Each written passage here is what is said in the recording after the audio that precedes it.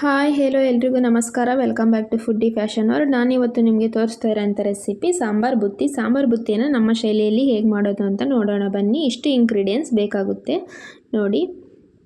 Cut ಮಾಡಿರ್ತಕ್ಕಂಥ ಕೊತ್ತಂಬರಿ ಸೊಪ್ಪು, ಇದು ಮನೆಯಲ್ಲೇ ಮಾಡಿರ್ತಕ್ಕಂಥ ಸಾಂಬಾರು ಪುಡಿ ಮತ್ತು ಕುರ್ಷಾಣಿ ಪುಡಿ, ಸಾಸಿವೆನ ನಾನು ಸ್ವಲ್ಪ ಹುರಿದ್ಬಿಟ್ಟು ಪೌಡ್ರ್ ಮಾಡಿದ್ದೀನಿ, ಸಾಸಿವೆ ಪುಡಿ ಮತ್ತು ಹುರಿದಿರ್ತಕ್ಕಂಥ ಶೇಂಗಾ ಮತ್ತು ಕಟ್ ಮಾಡಿರ್ತಕ್ಕಂಥ ಬೆಳ್ಳುಳ್ಳಿ, ಹುಣಸೆ ಹಣ್ಣನ್ನು ನೆನೆ ಇಟ್ಟಿದ್ದೀನಿ. ಒಂದು ಬಾಣಲೆಗೆ ಆಯಿಲ್ ಹಾಕಿ ಶೇಂಗಾನ ಈ ರೀತಿ ಹುರ್ಕೋಬೇಕು ನೋಡಿ. ಈ ರೀತಿ ಮೀಡಿಯಮ್ ಫ್ಲೇಮಲ್ಲಿ ಇಟ್ಕೊಂಡ್ಬಿಟ್ಟು ಹುರಿಬೇಕು. ಸ್ವಲ್ಪ ಬ್ರೌನ್ ಕಲರ್ ಬರೋವರೆಗೂ ಹುರಿಬೇಕು. ಹುರಿದಾದ್ಮೇಲೆ ಒಗ್ಗರಣೆ ಹಾಕೋದು. ಇವಾಗ ಸಾಸಿವೆ ಜೀರಿಗೆ ಹಾಕಿ ಕರಿಬೇವು, ಕಟ್ ಮಾಡಿರ್ತಕ್ಕಂಥ ಬೆಳ್ಳುಳ್ಳಿನ ಒಗ್ಗರಣೆಗೆ ಹಾಕಿ ಸ್ವಲ್ಪ ಫ್ರೈ ಮಾಡಬೇಕು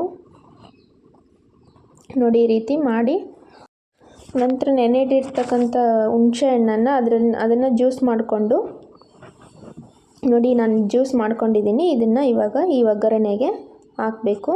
ಹಾಕ್ಬಿಟ್ಟು ನೀಟಾಗಿ ಕುದಿಸ್ಕೋಬೇಕು. ಇದರಲ್ಲೇ ಸ್ವಲ್ಪ ಉಪ್ಪು, ನಂತರ ಇದಕ್ಕೆ ಸ್ವಲ್ಪ ನಿಮಗೆ ಬೆಲ್ಲ ಬೇಕಿದ್ದರೆ ಹಾಕ್ಕೋಬೋದು. ಹಾಕ್ಬಿಟ್ಟು ನೀಟಾಗಿ ಸ್ವಲ್ಪ ಗಟ್ಟಿಯಾಗೋವರೆಗೂ ಕುದಿಸ್ಕೋಬೇಕು. ಆದಮೇಲೆ ಅದನ್ನ ಫ್ಲೇಮನ್ನು ಆಫ್ ಮಾಡಿಕೊಂಡು ಅದನ್ನ ಸ್ವಲ್ಪ ತಣ್ಣಗಾಗೋಕ್ಕೆ ಬಿಡಬೇಕು. ನಂತರ ನಾನು ಇಂಗ್ರೀಡಿಯೆಂಟ್ಸ್ನ ರೆಡಿ ಮಾಡ್ಕೊಂಡು ಇಟ್ಕೊಂಡಿದ್ದೀನಿ. ಕಟ್ ಮಾಡಿರ್ತಕ್ಕಂಥ ಕೊತ್ತಂಬರಿ ಸೊಪ್ಪು, ಬೆಳ್ಳುಳ್ಳಿ, ಹುರಿದಿರ್ತಕ್ಕಂಥ ಶೇಂಗಾ, ಅಚ್ಕಾರದ ಪುಡಿ, ಸಾಂಬಾರು ಪುಡಿ, ಕುರ್ಷಾಣಿ ಪುಡಿ, ಸಾಸಿವೆ ಪೌಡರು, ಉಪ್ಪು ಮತ್ತು ರೈಸನ್ನು ನಾನು ಆಲ್ರೆಡಿ ಮಾಡ್ಕೊಂಡು ಇಟ್ಟಿದ್ದೀನಿ.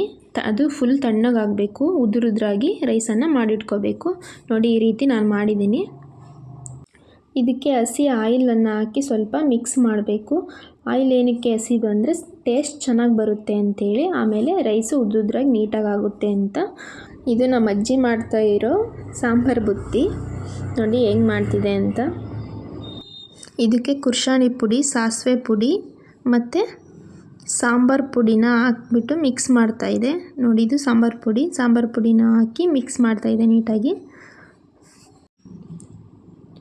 ನಂತರ ಖಾರದ ಪುಡಿ, ನಿಮಗೆ ಎಷ್ಟು ಖಾರ ಬೇಕೋ ಅಷ್ಟು ಖಾರದ ಪುಡಿ ಹಾಕಿ ಮಿಕ್ಸ್ ಮಾಡ್ಕೊಳ್ಳಿ. ರೈಸ್ ಸ್ವಲ್ಪ ಉಂಡೆ ಆಗಿರೋದನ್ನು ಅದನ್ನೆಲ್ಲ ನೀಟಾಗಿ ಹೊಡ್ಕೋಬೇಕು. ಇವಾಗ ನಿಮಗೆ ರುಚಿಗೆ ಎಷ್ಟು ಬೇಕೋ ಅಷ್ಟು ಉಪ್ಪನ್ನು ಹಾಕೋಬೇಕು. ಉಪ್ಪನ್ನು ಹಾಕಿ ಈ ರೀತಿ ಮಿಕ್ಸ್ ಮಾಡಿ ಲಾಸ್ಟಿಗೆ ಇದನ್ನು ನಾವು ಮಾಡಿರ್ತಕ್ಕಂಥ ಹುಣಸೆ ಹುಳಿನ ಈ ರೀತಿ ಇದನ್ನು ಹಾಕ್ಬಿಟ್ಟು ಲಾಸ್ಟಿಗೆ ಮಿಕ್ಸ್ ಮಾಡ್ಕೋಬೇಕು. ಅದನ್ನು ಎಲ್ಲ ಪೌಡರನ್ನು ಹಾಕಿ ಮಿಕ್ಸ್ ಮಾಡಿದ ಮೇಲೆ ಇದನ್ನು ಹುಣಸೆ ರಸನ ಹಾಕಿ ಒಗ್ಗರಣೆದು ಮಿಕ್ಸ್ ಮಾಡ್ಕೊಳ್ಳಿ. ಈ ರೀತಿ ನಿಮಗೆ ಮಸಾಲೆ ಐಟಮ್ಸ್ ಕಡಿಮೆ ಆಯಿತು ಅಂದರೆ ಮತ್ತೆ ಹಾಕ್ಕೊಂಡ್ಬಿಟ್ಟು ಮತ್ತೆ ಮಿಕ್ಸ್ ಮಾಡ್ಕೋಬೋದು ಮೇಲೆ ನೋಡಿ. ಇವಾಗ ಕಟ್ ಮಾಡಿರ್ತಕ್ಕಂಥ ಬೆಳ್ಳುಳ್ಳಿನ ಹಾಕಿ ಮತ್ತೆ ಮಿಕ್ಸ್ ಮಾಡಿ,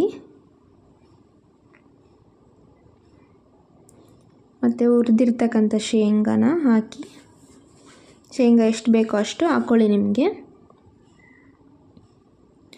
ಈ ರೈಸನ್ನು ನಾವು 2 ಡೇಸ್ ಇಟ್ಕೊಂಡು ತಿನ್ಬೋದು, ಏನೂ ಆಗಲ್ಲ ಇದು ನೋಡಿ. ಉಪ್ಪನ್ನು ನಿಮಗೆ ಸಾಲ್ಟೇಜ್ ಆದರೆ ಉಪ್ಪನ್ನು ಹಾಕ್ಬಿಟ್ಟು ಮತ್ತೆ ಮಿಕ್ಸ್ ಮಾಡಿಕೊಂಡು ಟೇಸ್ಟ್ ನೋಡಿಕೊಂಡು ಉಪ್ಪು ಖಾರನ ಹಾಕೋಬೋದು. ಇದನ್ನು ನೀವು ಮಾಡಿಬಿಟ್ಟು ತುಂಬ ಹೊತ್ತಾದಮೇಲೆ ತಿಂದರೆ ಇನ್ನೂ ಟೇಸ್ಟ್ ಚೆನ್ನಾಗಿ ಬರುತ್ತೆ ನೋಡಿ.